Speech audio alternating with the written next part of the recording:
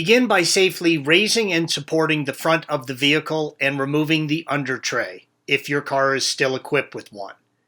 Please see the link at the end of this video for additional assistance with those tasks.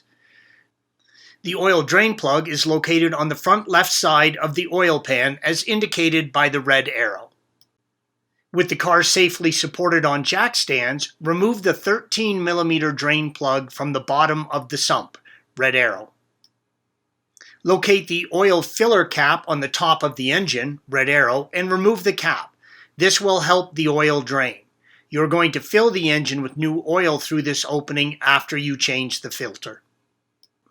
Always dispose used motor oil according to the regulations where you live.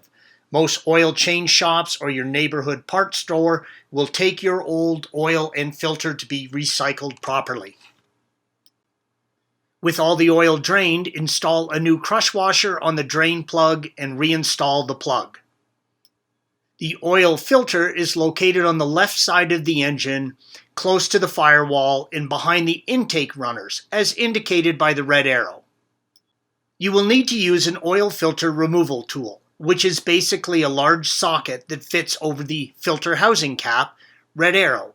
There is not enough room to get a band oil filter removal tool into this spot.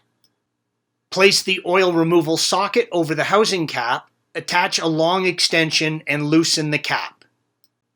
The cap pulls out from the top and the filter should come with it, red arrow. If the cap comes off and the filter stays in the housing, reach in and remove the filter. Be prepared as the filter will be soaked in oil and drip. Separate the filter cartridge, yellow arrow, from the cap. Remove the old O-ring from the cap, red arrow. Install the new O-ring and filter cartridge in the cap and reinstall the cap to the housing. Use a little clean oil on the O-ring before installation to lubricate it. Do not forget to refill the motor with new oil. Remember to check with your owner's manual for the type and amount of oil needed. Also, it is easier to add oil than take some out. Add oil, allow a few minutes for it to work its way down into the pan. Check for leaks and then top up as needed. Once you are close on the dipstick, start the motor. Allow it to idle while you check for leaks. Then turn the motor off. Give it a minute for the oil to work its way to the pan. Check the level again, adding oil as needed. Thanks for watching. Click here to view the original article along with hundreds of other DIY content for your car.